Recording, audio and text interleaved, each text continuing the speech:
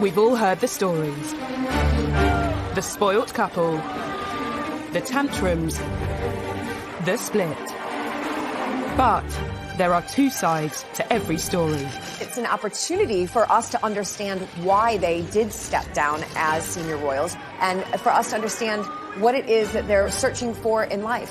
When you have that level of independence, my goodness, you can do anything. Tonight, we hear Meghan and Harry's side. This book definitely is about getting the truth out there. This book has potential to have huge ramifications for their relationship with the other royals. What caused the rifts? Look, we're brothers. We'll always be brothers. We're certainly on different paths at the moment.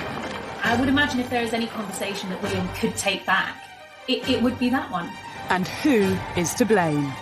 They felt it was a slight, they felt put out. No one in the royal family likes being taken by surprise. Was Harry really as unhappy as is claimed?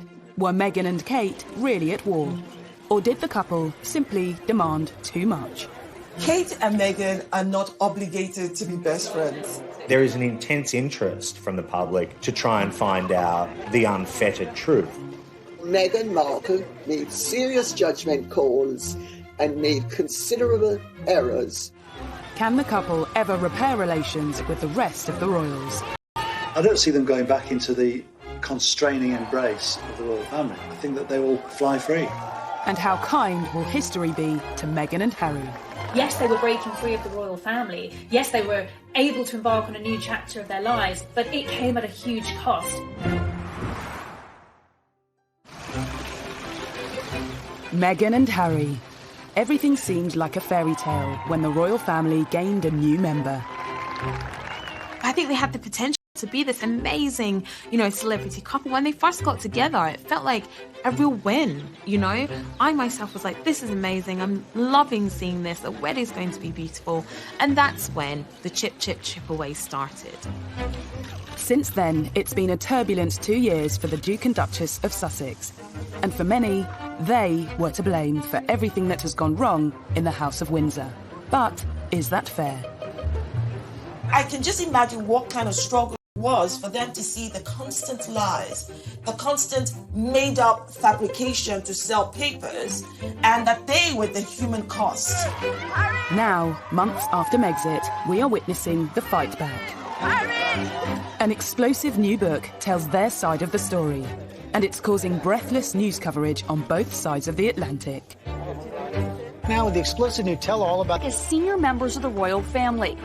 And there could be some pretty stressful conversations for the royal family following claims made by a new biography of Prince Harry and Meghan Markle. Finding Freedom charts the relationship of Harry and Meghan from their first meeting to stepping back as senior royals. Everyone wants to know if this book is Harry and Meghan setting the record straight. They and the authors say they weren't involved, but that hasn't stopped speculation. I think it's hard to believe that they didn't have more than an interest in it, certainly. There's certainly lines within the books, even quotes that have come potentially from Harry and Meghan, and I think that a lot of people will be thinking that they had more of a hand in it than they have been letting on.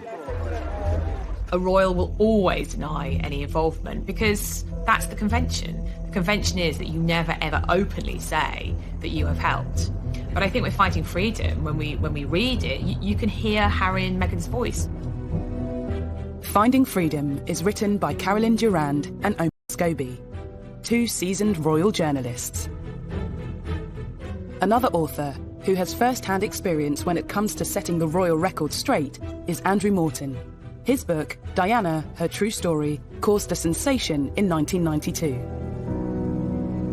He believes the objective of Finding Freedom is to set out Meghan's side of the story.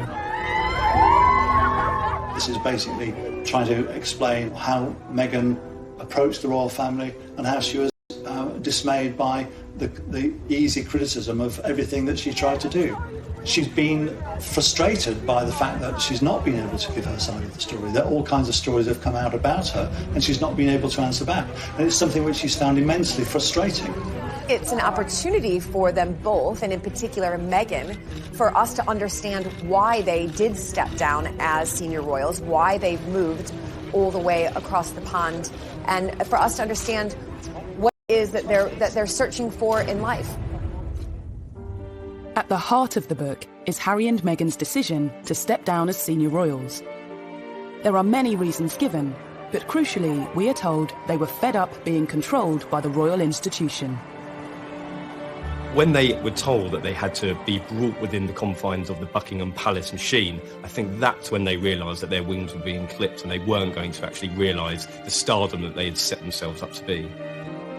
The book claims there were concerns that the couple should be brought into the fold. Otherwise, the establishment feared their popularity might eclipse that of the royal family. I think they were particularly worried about William and Kate, that they might become more popular than them. And I think they just couldn't stand the idea of that. They couldn't reckon potentially be more popular than William and Kate, who were their golden couple. Are we to read it that Harry and Meghan felt that the other households thought they needed reining in, slapping down? Because that's how I read it. I read it that Harry and Meghan felt that there was this conspiracy against them and that they felt that they ought to be put back in their place on a variety of levels. And they became more and more insular, more and more paranoid. And then they felt there was no option but to leave. It always reminds me of a top football manager saying that no one is bigger than the club. And I think that analogy is very, very true here, that they weren't bigger than the institution. And certainly the men in grey suits that they believe were stalking the corridors trying to clip their wings might have been an invention in their own heads rather than actually what was going on. Those men in grey suits, as Princess Diana used to call them, were allegedly another element pushing Meghan and Harry away. In the book, friends of the couple call them vipers, and it's claimed some of them simply didn't like Meghan and would stop at nothing to make her life difficult. One of the suggestions in the book is that the courtiers, or the vipers, as Harry and Meghan apparently refer to them, were out to get them, that they didn't like Meghan from the outset. It may very well be the case that there was a courtier, maybe two, who had it in for Meghan, who felt that she was too different, too confident, too ambitious, too different from anyone who had married into the royal family before. Meghan's differences led friends to call her Duchess Different, a play on the often repeated claims she was known as Duchess Difficult inside palace walls. I think calling Meghan Duchess Different is very telling, and it shows the gap between the old ways and the new ways. We can appreciate the value that both represent and celebrate the difference rather than try to, push it down or make it look like it's something bad. As Meghan and Harry's relationship with each other worsened, their relationship with the palace and the rest of the royal family seems to have soured. The new book says, increasingly, Harry had grown frustrated that he and Meghan often took a back seat to other family members. And the pair had to wait to announce projects if other, more senior royals had announcements of their own. I think she found that very difficult because actually what she thought she was getting was unrivaled power, and she'd be able to help and effect this change and be this change maker, which is what she wanted to be. And actually she found she was living in a gilded cage. By Christmas of 2019, Meghan and Harry had skipped Sandringham to take an extended break in Canada. They'd decided something this message. Well, the lack of photograph of them appearing for the Queen's Christmas speech obviously had an effect on them, and the book will tell you in detail about how this made them feel. They felt it was a slight, they felt put out. What I think was trying to be demonstrated during that Christmas message was the future of the monarchy, the future heirs, the future sovereigns. Harry and Harry's son are not there. They don't have that place on the table. From the $18 million estate they were staying at on Vancouver Island, the Duke and Duchess of Sussex set Megxit in motion. Emails were apparently sent to the Queen and Prince Charles. But the book claims Harry thought he was being blocked from a meeting with the monarch, which led to an extraordinary plan. One of the most fascinating and new revelations in the book was that when they landed in the UK from their sabbatical in Canada, they considered detouring straight to Sandringham to try and get a meeting with the Queen. If they had done that, I think the Queen would have been quite shocked and surprised, and because, frankly, that's not the way things are done. And I think that's a lot of the problem here. Harry and Meghan didn't want to keep doing the way things are done. And the monarchy wasn't going to change things just for them. The monarchy's a supertanker. It just keeps on going, ploughing its own furrow. Harry and Meghan wanted to become financially independent, split their time between the UK and North America, but crucially, still carry out duties for the Queen. Eventually, the Queen agreed to issue a joint statement about her grandson's plans. On the 7th of January, the Duke and Duchess attended an event at the Canadian High Commission. The book reveals they were feeling nervous. They'd seen the planned statement and thought it showed a lack of warmth. It's meant a lot to us, and it's just important for us to start the year and say thank you. More concerning to them than that, reporters got wind of the plan to stay in Canada. A day later, the Sussexes made their shock Instagram announcement. A move that's been endlessly criticised, but it seems in their minds they felt they simply had no choice. It was very sad, really, that a couple who offered so much to the monarchy and to the nation had decided to go their own way. At the time in January, there was a lot of anger because, as one very senior member of the household said to me, you don't put a gun to the Queen's head. You don't go public and say what you want. We sort it out behind closed doors, we all try and negotiate, and then we present a united front. As well as their announcement, Meghan and Harry simultaneously launched their Sussex without discussing it first, left the Queen and the Duke of Edinburgh devastated. The issue of them creating this Sussex Royal brand and Sussex Royal website was a huge, huge problem for the royal family, because if they were going to go into the corporate world and start marketing themselves for big, big sums of cash, that was going to be the problem, that the Queen and senior royals couldn't have them marketing themselves as royal whilst earning money on their own personal terms. Crisis talks were needed, and on the 13th of January, Harry met the Queen, Charles and William at the famous Sandringham Summit. Yes, they were breaking free of the royal family. Yes, they were able to embark on a new chapter of their lives, but it came at a huge cost. Especially for Harry. He had to give up his military role. Finding freedom gives an insight into Meghan's feelings. It was so unnecessary, Meghan later told a friend. And it's not just taking something away from him, it's also that entire military veteran community. You can see how much he means to them too. So why? Harry has had to give up everything. He's giving up his family, his home, his country, everything he's ever known, and those military titles, which, and Meghan's right, they meant so much to him. And what about what Meghan has had to give up? Finding freedom claims Meghan told a friend, "I gave up my entire life for this family. I was willing to do whatever it takes, but here we are. It's very sad." Even so, it's said courtiers and some family blame Meghan for Megxit. This girl who fell in love with a boy who happened to be part of the royal family, and she gave up her whole career to move over here to, of course, follow tradition and ritual, marrying into the royal family, and she literally couldn't win. And she basically gave up a part of herself, because that is what would have been expected of Meghan, expected of Kate, the Duchess of Cambridge. And they all did that out of love for their spouses and out of respect for the institution. These new revelations tell a story of just how unhappy Harry and Meghan were with their royal life and how they felt forced into leaving. But the new book also gives us a new insight into Harry and William's relationship. William potentially saying to Harry, listen, take your time to get to know this girl. Don't be blindsided by lust. Don't rush into anything. I would imagine if there is any conversation that William probably could take back, it would be that one.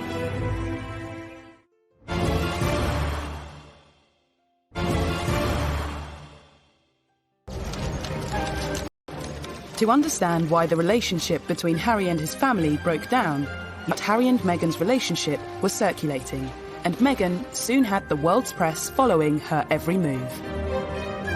By November, Harry had had enough and issued an extraordinary statement asking the press to leave his girlfriend alone. And Prince Harry lambasts the press for harassing his American girlfriend, Meghan Markle. The statement that Prince Harry released through his private office Wales in November came just after a deluge of media reports about their relationship. I mean, the statement was a bombshell, perhaps the first of what we were to expect from the Sussexes, in that it was certainly the most personal statement I've ever read from a senior member of the royal family. This was also confirmation that Meghan was his girlfriend. Don't forget, up until that point, it was only speculation. It's now been claimed the statement caused tension in the family. Not because of its content, but because of its timing. It immediately took attention away from Charles and Camilla. They were on a diplomatic tour of the Middle East. Well, Harry's decision to write this statement himself and give the family only 20 minutes notice that he was putting it out was absolutely catastrophic. It torpedoed Prince Charles's tour of the Middle East, which went down like an absolute lead balloon in the palace. The royal family has strict protocols in place to ensure they don't overshadow each other's work. Something Harry appeared to overlook when he attempted to protect Meghan. I think one of the themes that is explored in Finding Freedom is the jealousies of some members of the royal household and some courtiers of the level of attention that the Sussexes were getting. You know, there was a point when Charles and Camilla weren't even getting a look in. You know, all the tabloids wanted to run was stories about Meghan and Harry, and that became a problem. And I think there's definitely some truth in the fact that Charles at times has felt a bit jealous, maybe, of his son's public profile, because for a long time William and Harry were getting really, really positive publicity, and Charles, of course, had dreadful publicity. Harry's statement caused shockwaves in the palace and allegedly upset the Prince of Wales. But looking back, this wasn't the first time Harry had come out in vocal defence of his girlfriends. In 2005, whilst dating Chelsea Davy, he gave a frank interview to mark his 21st birthday. I suppose that is the media in general. There's truth and there's lies, and unfortunately I can't get the truth across because I don't have my own column in the paper, which I'm thinking about getting. It does irritate me because obviously I get to see how upset she gets, and I know the real her. I don't think Harry's changed an awful lot over the years. He's become far more considered and far more aware of what's going on in the world. At the same time, this hostility to the mass media and to photographers and the paparazzi in particular hasn't changed one jot, to the point where he has, in his own mind, more control over his life. Less than a year after the statement, there was another incident, this time between Harry and William. Finding Freedom details a conversation that supposedly took place just before Harry proposed to Meghan. William is quoted as saying, "Don't feel you need to rush this. Take as much time as you need to get to know this girl." A source claims William didn't want his brother to be blindsided by lust. The book goes on to say, Harry could see through William's words. He was being a snob. I think that there was a great misunderstanding in that moment. That was, I believe, intended from a genuinely good place, a place of brotherly love and just wanting Harry to be absolutely sure, given the speed that this relationship had moved at, that he wasn't rushing into things. Harry, who was clearly sensitive and I think aware of some of the sniping in the corridors of power about Meghan, just took this deeply personal and the wrong way. And I would imagine if there is any conversation that William probably could take back, it would be that one. I think William was just trying to look out for his younger brother. Now, maybe it goes to the heart of their relationship, and Harry was frankly fed up with playing third wheel, effectively, to William, Kate and Harry. I mean, sometimes when the three of them did jobs together, I'd go and watch them, and it did feel a bit sorry for Harry. You know, Kate and William were always first because, you know, in the line of succession, William's always first, and Harry was always slightly trailing behind.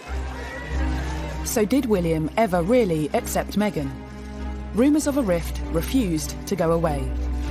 During Christmas of 2018, William appeared to ignore Meghan outside church.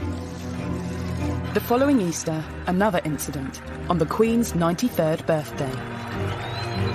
The footage appeared to show the brothers avoiding each other. Is there petty jealousy? Yes, because I think there is between any family. Show me any family in the world where there's not jockeying for position, or one sibling doesn't think, oh, you know, that sibling shouldn't have had that, or etc. That is family. That is the human condition. I do think this is War of the Wales' part too, but this is also the British royal family. This is what they do. They argue, they fall out, and then we make a drama out of it. But for some, Harry and William's fallout is far more serious. This was a devastating blow to the British people and indeed members of the Commonwealth, because they have looked to William and Harry as being the successors. So to see a divide between those really did tear at the very fabric of the British public's relationship with the royal family. Has my experience been the same? Well, bear in mind I cook him and feed him basically every day. I think he's done rather well. You told us the other week that he did all the washing up. He does do a bit of washing up, then he leaves most of it in the sink and then it comes back in the morning and I have to wash it up. Oh, the lies. I think the difference between William and Harry has a lot to do with succession in the royal family. William knows that at one day he will become king. Harry knew that the reality of that was very, very unlikely that he would ever sit on the throne. So in many ways, he lived a life free of those shackles. He was the rogue and renegade prince. And there was nothing wrong with that in Harry's eyes. And seemingly there was nothing wrong with that in the House of Windsor's eyes either, because it made him more relatable and it also modernised the monarchy. Tension between the brothers was confirmed by Harry himself during a bombshell interview with Tom Bradby. There's been a lot of talk in the press about rifts with your brother. How much of that is true? Look, we're brothers. We'll always be brothers. We're certainly on different paths at the moment, but I will always be there for him, and as I know he'll always be there for me. We don't see each other as much as we used to, but it's just, as I said, as brothers, you have good days, you have bad days. I think now that we have the book coming out and what we've read from Finding Freedom really does solidify what Harry was talking about in the Tom Bradby interview when he said that there's good days and bad days. The book is telling us literally in black and white, or will tell us in black and white, what those good days and what those bad days were. Not only is it alleged that William wasn't as accepting of Meghan as Harry would have liked, it's also claimed she wasn't warmly welcomed within the palace. One senior royal referred to the American actress as Harry's showgirl. Another told an aide she comes with a lot of baggage. And a high-ranking courtier was overheard telling a colleague, "There's just something about her I don't trust." It is alleged that a senior member of the royal family referred to Meghan as Harry's showgirl. We don't know which senior member of the royal family this is. According to another source, a courtier said that she came with a lot of baggage. And to a degree, Meghan did come with baggage. She wasn't the virgin bride marrying into the royal family. I think it was celebrated that she was from a dual heritage. She had a black mother, a white father. There's great excitement about the fact that she was akin to a Hollywood movie star, not A-list, but still famous in her own right. Meghan was a senior royal for, an incredibly short time. And I think if we look back at that short time, she was almost immediately hounded by the British tabloid article about Meghan. That was rather ruthless, to be honest. Now, with thousands of miles separating Meghan from the palace and Harry from her brother, it remains to be seen if Harry and William's relationship can ever be the same again. I definitely think the dust needs to settle, and it may not happen next week or the next weekend or the one after that, but there's definitely a way back from this, and their relationship can be repaired. The irony about this book, in many ways, is that the brothers were just getting to a stage in their relationship where they were on a more even keel. I was told that communication had resumed between the brothers. We don't know whether they've spoken in light of the excerpts from this book, but one can only imagine that this has done nothing to improve relations that were strained in the beginning and at this stage must seem pretty beyond repair. Finding Freedom not only claims to know what happened behind the scenes with Harry and William, but sheds a light on the rumours of duchesses at war. I think there was a lot of excitement that Kate and Meghan would have become best buddies. However, when you look at it on the face of it, they were very, very different women from very different backgrounds. They were already going to have very different roles within the institution. And I think the pictures of them laughing and joking at Wimbledon were probably the best it was ever going to get.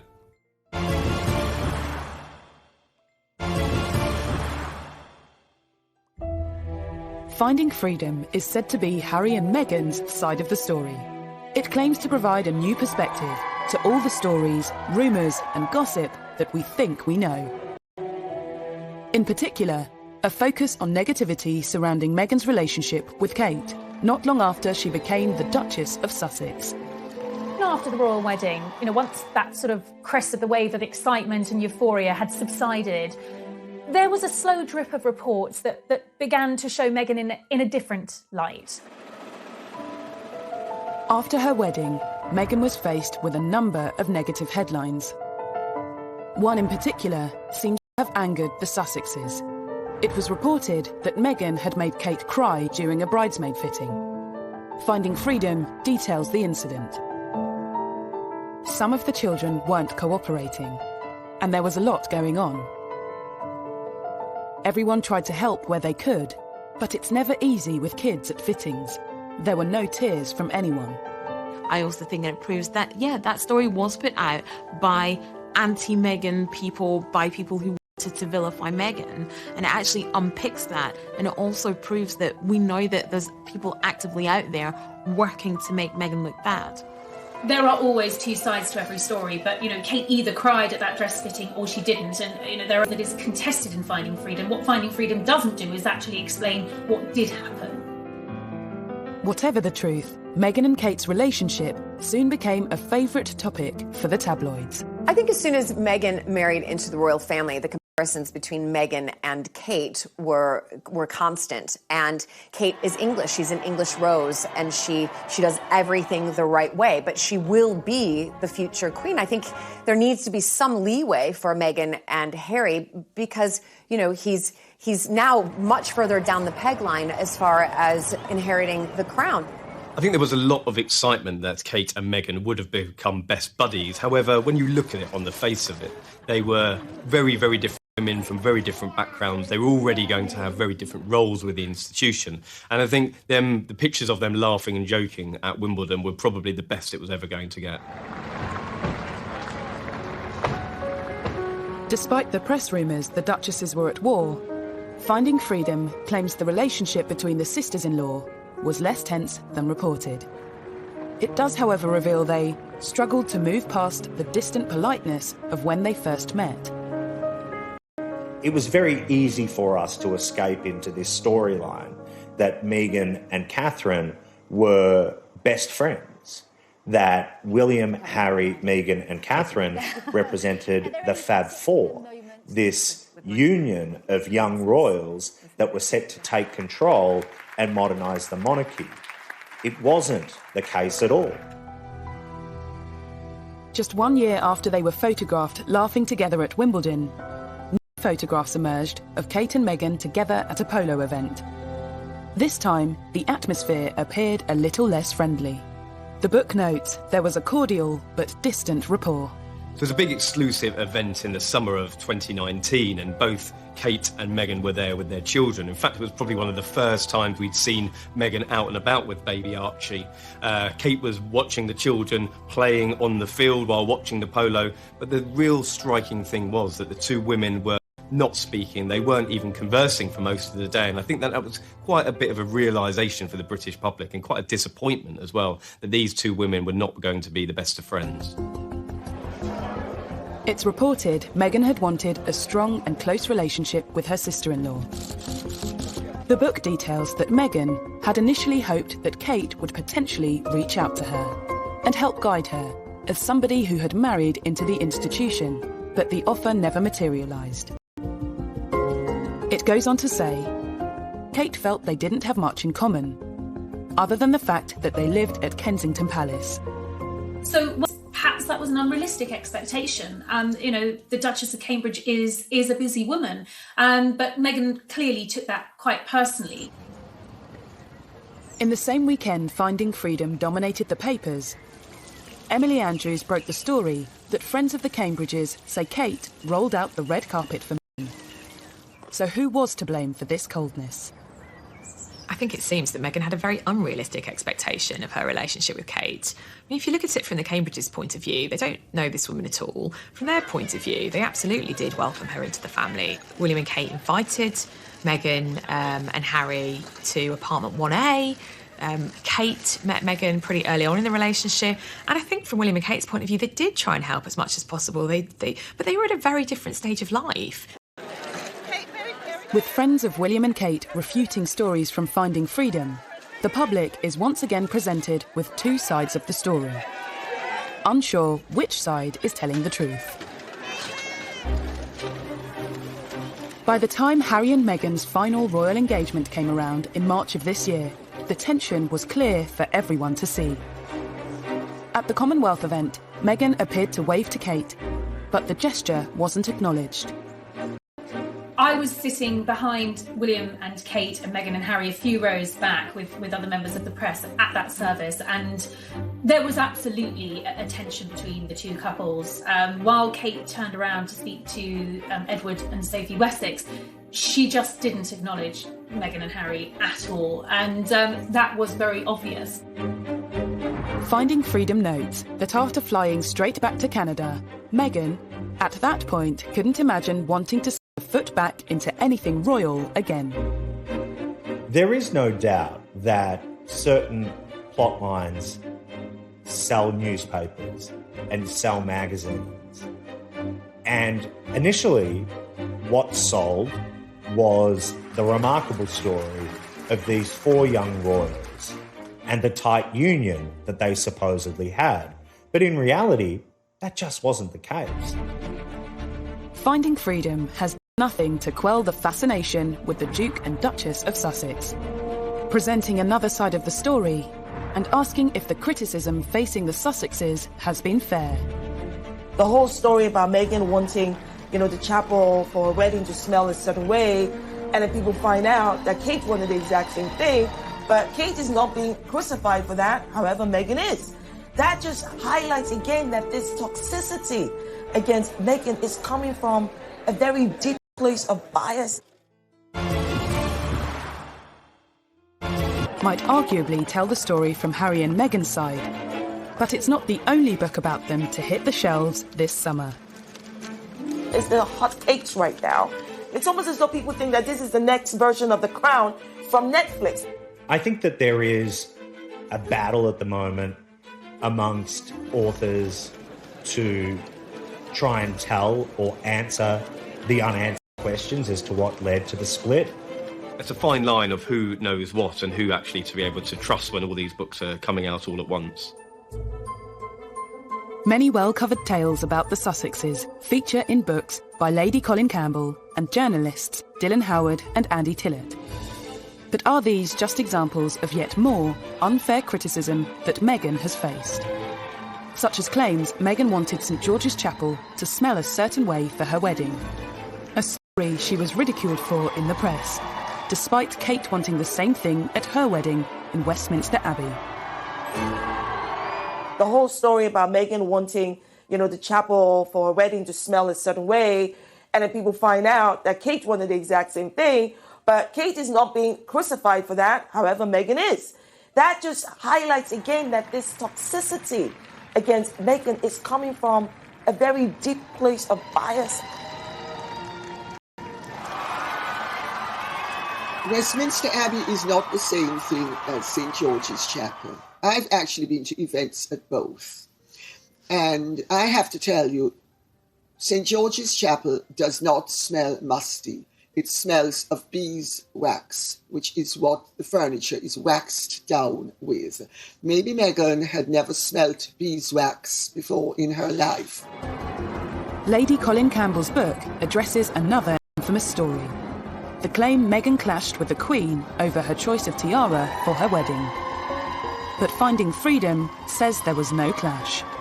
Each story has been corroborated by at least 2 sources, and they spoke to over 100 sources for the book. People don't want to believe that. They want to think only Harry and Meghan will say that, and they are lying.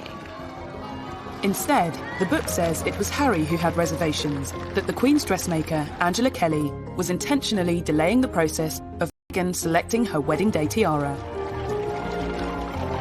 But it is quite one-sided. Yes, Harry and Meghan don't escape criticism in the book. That's certainly true.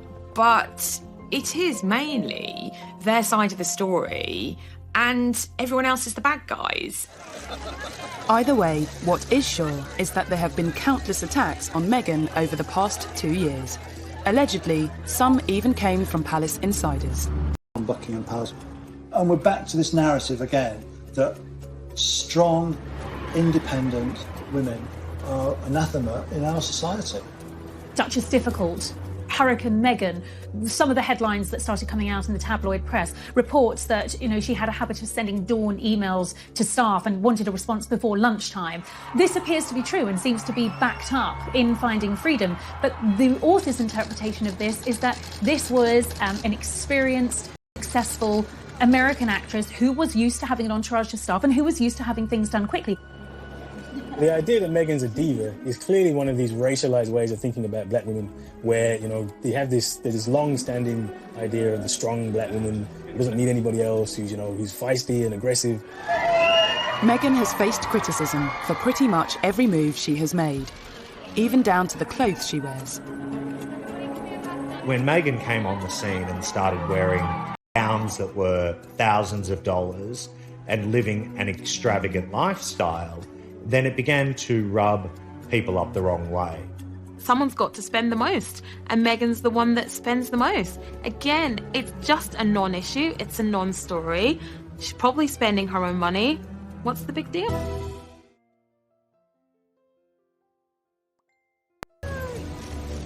And even a claim that Kensington Palace staff noted that Meghan's charity cookbook, raising funds for the victims of the Grenfell tragedy, didn't contain a single recipe of British origin. She was trying to do something wonderful and good for all of those that were lost at Grenfell Tower and for their families. Everyone embraced this so deeply because it's been a passion project for all of us, and for very good reason. For Meghan, much of the criticism must have felt unwarranted and unfair. Question, right, I don't know. Do you have a piece of paper? Several pieces of paper? Let's start with the fact that, one, she's a progressive woman. She's independent. And let's talk about the fact that she doesn't fit your traditional idea of, royalty. Let's talk about the fact that she's a woman of biracial heritage, right? Let's talk about the fact that her profession was that of an actress. And the fact that she's American. There's just so many things around and about her that many people do not like. I feel for the poor girl. I mean, she came into this country, parachuted in.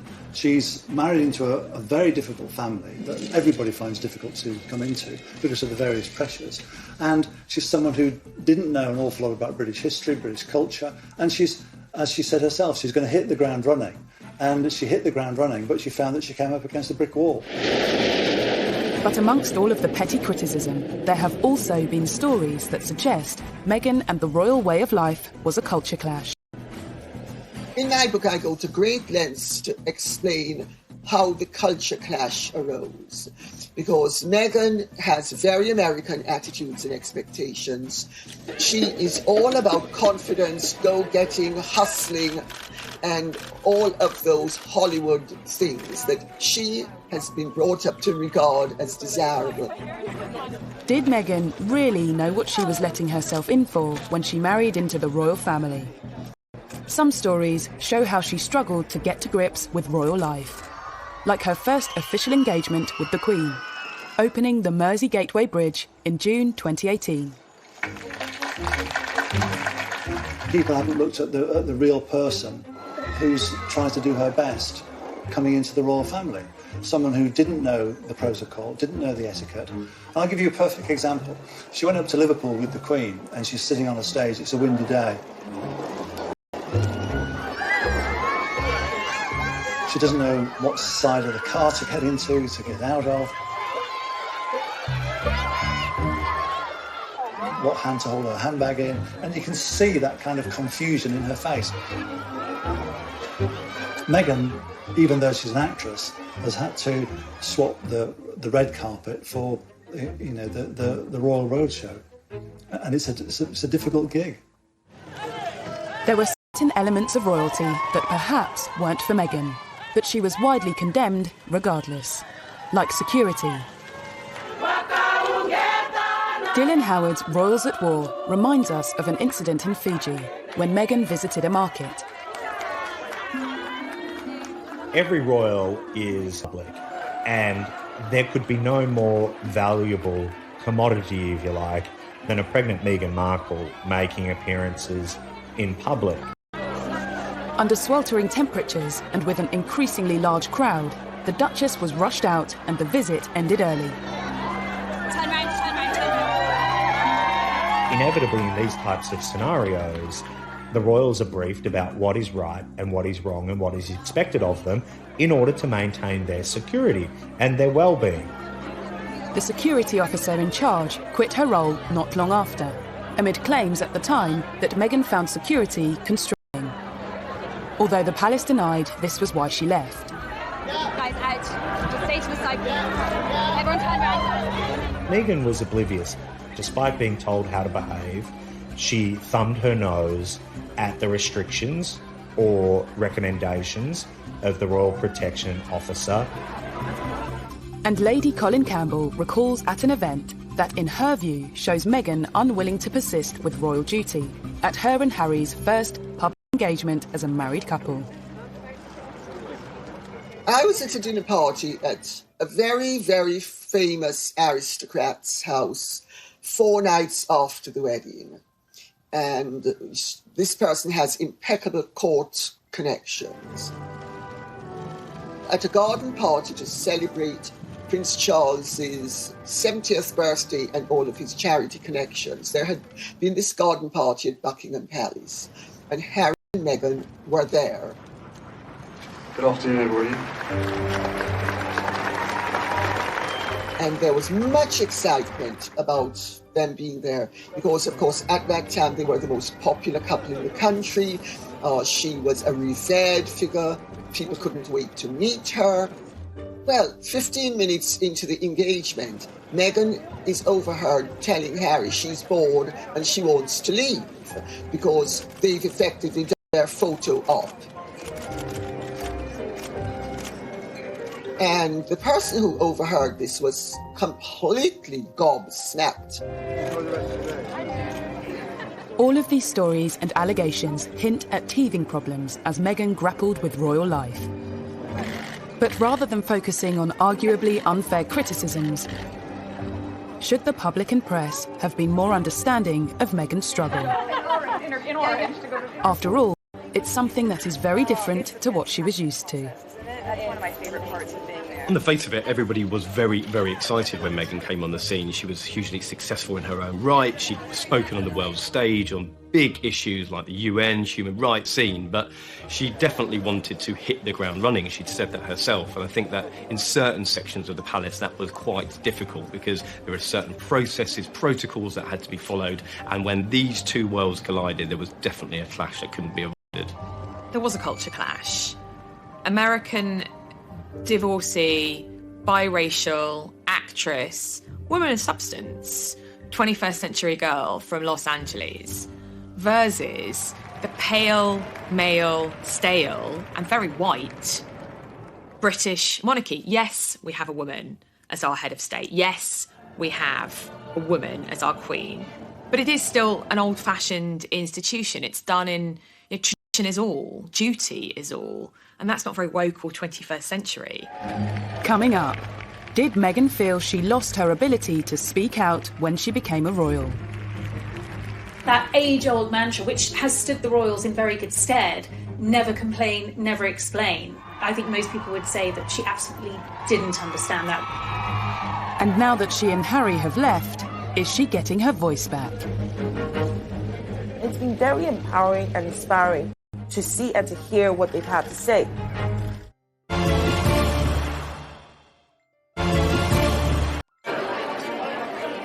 Many observers believe that a key factor behind the Sussexes leaving the royal institution was what some saw as the muzzling of Meghan Markle. Before her marriage to Prince Harry, she'd used her media profile to highlight social issues close to her heart. Women don't need to find a voice. They have a voice, they need to feel empowered to use it, and people need to be encouraged to listen. More people were encouraged to listen when her relationship with Harry became public. But being Harry's girlfriend was one thing, being his wife was quite another. If she was not part of the royal family, the way she would have come out to speak. You can speak your mind as a celebrity. You can align yourself with different politicians as a celebrity. you can't do any of that as being a member of the royal family. The blogs and all that stuff, that's just been silenced 100% to fit this role. Maybe one of the reasons for them wanting to leave is so that she can go back to doing it. And following her move to Los Angeles, despite the lockdown, Meghan Markle is out there speaking her mind once again. All of you are out there campaigning, fighting the right fight, being on the right side of history and ensuring that we can get closer to seeing this truly as our past and not something that we have to revisit again and again and again. Meghan and Harry have given, recent Zoom virtual talks to many from the younger generation. They've definitely been able to speak about matters that are at the heart of them and matters that are important to them, like Black Lives Matter. The only wrong thing to say is to say nothing. Because George Floyd's life mattered, and Breonna Taylor's life mattered, and Philando Castile's life mattered, and Tamir Rice's life mattered. And so did so many other people whose names we know and whose names we do not know. It's been very empowering and inspiring to see and to hear what they've had to say. But did Harry and Meghan really need to leave the royal institution to speak out on subjects like racism and women's rights? I went back to the palaces, various people in the palaces, and I said, would Meghan have been allowed to make those kinds of speeches if she's still working for the royals? Now, you can take what I'm about to say as, well, they would say that, wouldn't they? But literally, to a man and a woman, the people that I spoke to said, yeah, why not? More problematic for the royals, perhaps, was a concern that Meghan's progressive agenda might encroach into politics. You're going to use your voice in a stronger way than you've ever been able to, because most of you are 18 or you're going to turn 18, so you're going to vote. Someone said to me, that might be, and I was like, hang on a sec, she's just telling everyone to vote. That's not political. And they were like, no, but she's made it very clear in the past where her political allegiances lie. She's been very outspoken about Trump. The royal family historically stayed out of politics. There is an inherent conflict between a member of the British royal family involved in American politics. It just can't work. Before Meghan became pregnant with Archie, they had intended to go to America on tour, but she made it very clear that she wasn't going to see Trump. I'm afraid it doesn't work like that. Clearly she is a woman with very strong political opinions. I think we probably see and hear more of these now that she is detached from the royal family. Leaving has allowed Meghan to regain control of her own agenda and to hit out directly at her detractors. Meghan has always liked to control her own publicity. Through her Instagram, very popular Instagram account, and her blog, The Tig, she was used to being able to control the message. I think it's when things have been out of control, that's what she finds frustrating. Believe in what makes you unique, and don't be afraid to do what you know is right, even when it's not popular, even when it's never been done before. Well, Meghan's choice of language of even when it's not popular, even if it's not been done before, was definitely a pointed reference to their decision to leave the royal family. Even if it scares people, and even if it scares you a little. That age-old mantra, which has stood the royals in very good stead, never complain, never explain. I think most people would say that she absolutely didn't understand that. One of the things she felt very stifled by was not being able to answer back. I think Meghan's biggest problem has been that she's obviously been schooled in the world of Hollywood, where you hit back at rumours and innuendo and you take the fight to them. Meghan couldn't grasp the reason why she wasn't able to respond to these. Well, there was so much more at stake than just Meghan Markle. The whole House of Windsor needed to be considered in whether or not she was to respond to an allegation that was levelled against her. And that narrow-mindedness goes a long way to explaining why her and Harry would ultimately leave the family. And I think this book has largely been written to put her side of the story across. And regardless of their personal influence on the book, it hasn't been the only outlet for the couple's grievances. Harry and Meghan take on the tabloids. She is suing a newspaper for publishing a private letter to her father. The letter related to Thomas Markle's various dealings with the media, following his non-appearances at the couple's wedding in May 2018. And within the court documents, some of Meghan's complaints about her treatment within the House of Windsor have been laid bare. She has used the courts as a forum to get her version of events out into the public. Meghan's detractors say she's attempting to manipulate the media and claim the revelations in her court evidence and writing the letter to her father in the first place are evidence of this. If Meghan expects me or anybody else that I know who has a brain to think that she wrote that letter for anything except damaging her father's reputation and boosting her own and excusing her, she better think again. The central point behind this book has actually gone on record to say that Meghan wrote it with the public in mind. That was a comment made by author Omid Scobie earlier in the year, but not repeated in the book. Meghan emphatically states that she didn't expect the contents to become public. But Associated Newspapers, publishers of the Mail on Sunday, are contesting that. Before being published, the letter had been referred to in People magazine. She may have given her friend permission to speak to People magazine. Friends have been spoken to at some point, but I genuinely think that was a letter between herself and her father, and I don't think she wanted it to be in any of the papers. She would have been very frustrated that it was published without her knowledge. It will be up to the courts to decide of whether this was an issue or whether she did know or didn't. I think it must be very sad and exhausting for Harry and Meghan to have had to undertake this court action.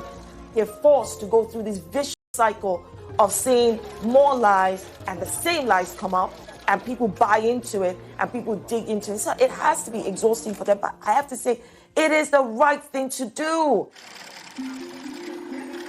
Since beginning the court proceedings, both Harry and Meghan have been accused of hypocrisy in their dealings with the media. Whether or not she wanted the letter leaked is really unknown at this point. But what I can say with certainty is that she does want certain stories leaked.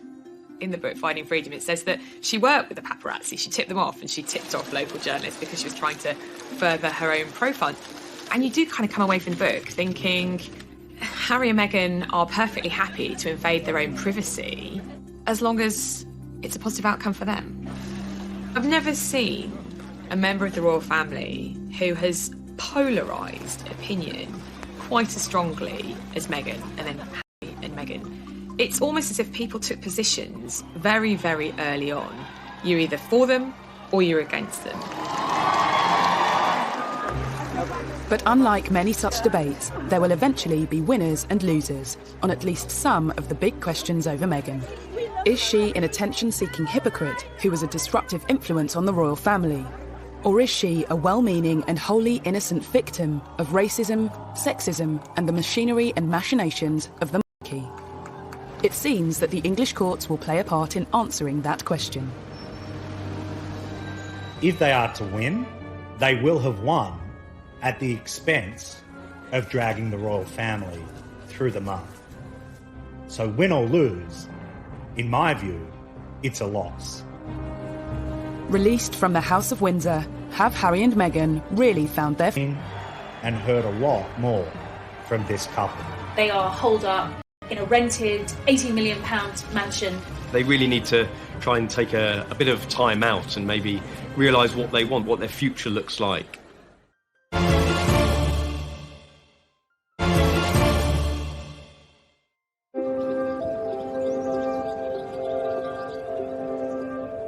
Meghan and Harry have begun their new journey in Los Angeles, and released from the shackles of the British monarchy, their new life is laid bare in a revelatory new book, Finding Freedom. But are they? I think moving to LA, to California, they have found a lot of freedom, at least a lot compared to what they were having over here in the UK. It's just different over there. It's more laid back, it's easier, it's a slower pace of life, and I think that's going to be good for the both of them. They really need to try and take a bit of time out and maybe realise what they want, what their future looks like. They're not in the public eye as much as they were over here. So I think they've got a real opportunity to slow down, to figure it out and to find happiness. But if finding freedom is their goal, 2020 hasn't been the easiest year in which to achieve it. Have they actually found freedom? Not really. No one could have predicted this pandemic, but the reality is that they are holed up in a rented £80 million mansion in Beverly Hills, taking on the paparazzi because they believe they have invaded their privacy by taking pictures of them. The idea that they are almost prisoners in their own home doesn't suggest that they have found freedom. The Duke and Duchess of Sussex launched another legal action, this time in the US, after drones were allegedly used to take pictures of their infant son, Archie. These reports of the drone that's flying over their LA home and they're trying to find that person and then they will sue that person. It goes to show you that they will not put up with the invasion of their privacy at all. Some believe that for a couple seeking freedom and wary of the paparazzi, moving to Los Angeles was a strange choice. That remains the great paradox of a decision to move out of the royal family to avoid the limelight and move to a place where the limelight shines brighter than anywhere else in the world. They've gone to the capital of the world. In LA, freedom of expression is paramount. I think that we're seeing how they're trying to achieve the privacy that they want by suing publications, and they probably won't stop until they stop being pursued. So I think this will definitely put caution in a lot of journalists and a lot of photographers and being very, very careful about what they print. The Sussex's battle is far from over when it comes to protecting their privacy. But what more of Meghan and Harry making speeches? I've been told the Obamas' business model is something that they're very much aspiring to, which could earn them a very lucrative income indeed. I mean, public speaking engagements alone could earn a couple hundreds of thousands of dollars. And I'm quite sure that in California, where they're now based, that there will be all kinds of companies that will want to see them on their boards. And I can well imagine, for example, Meghan going on board of a major international company to look at gender issues.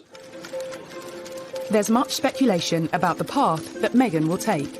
But what about Prince Harry? The break from the royal family meant giving up all his military titles, and which took up an awful lot of his time. I think he probably took that quite hard, and I think that was a bit harsh, but I'm hoping that he can continue to work with veterans in some form, perhaps in America, and continue that line of work, because he was genuinely passionate about it. If, as seems likely, Harry has more difficulty than Meghan in acclimatising to this new life, might some kind of return to the royal fold be possible? The Queen gave this option of the trial period, see how you fare after 12 months and see if it's working for you. Partly through coronavirus and partly through the way they have handled things, what they hoped to achieve is clearly turning out to be more of an uphill struggle than they would have envisaged initially. Who knows? I don't think they know what they're going to be doing between now and next week, much less next year. The headlines in some of the tabloid press after the serialization that, there was no way back after this, after the revelations, after airing their dirty laundry in public, that, this was it for the Sussexes. I'm not so sure. While I don't think they will go back to a royal role as such, Harry remains, in spite of what's been said and what's happened, deeply loved by his family. Whatever the future might hold for the former royal couple, it seems that for now, a return to the House of Windsor is very far from their minds. I think that they will get it right over there. I hope that they will do exciting and amazing things together, become financially independent, and live a peaceful life, which I suspect is what they both want. I applaud Harry and Meghan for standing up for what they believe and wanting to carve out a life for themselves that makes them happy. That should ultimately be what we all want for them. They've got an opportunity to make a change, to make a difference, and I'm quite sure that they will continue to do that over the next few years, but not under the umbrella of the royal family, but under their own umbrella. In 2018, a new 21st century monarchy. In just 2 years, that dream has shattered. How? Finding freedom certainly doesn't have all the answers, but it does reveal the open wounds currently blighting the royal family, and some say rubs salt into them. There are two sides to every story. Which one to believe That's up to you.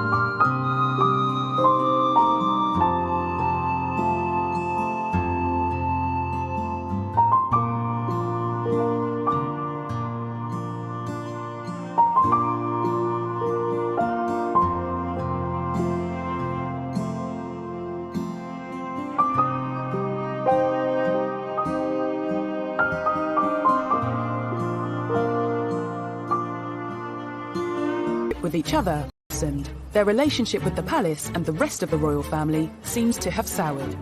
The new book says, increasingly, Harry had grown frustrated that he and Meghan often took a back seat to other family members. And the pair had to wait to announce projects if other, more senior royals had announcements of their own. I think she found that very difficult because actually what she thought she was getting was unrivaled power, and she'd be able to help and effect this change and be this change maker, which is what she wanted to be. And actually she found she was living in a gilded cage. By Christmas of 2019, Meghan and Harry had skipped Sandringham to take an extended break in Canada. They'd decided something was message. Well, the lack of photograph of them appearing for the Queen's Christmas speech obviously had an effect on them, and the book will tell you in detail about how this made them feel. They felt it was a slight, they felt put out. What I think was trying to be demonstrated during that Christmas message was the future of the monarchy, the future heirs, the future sovereigns. Harry and Harry's son are not there. They don't have that place on the table. From the $18 million estate they were staying at on Vancouver Island, the Duke and Duchess of Sussex set Megxit in motion. Emails were apparently sent to the Queen and Prince Charles. But the book claims Harry thought he was being blocked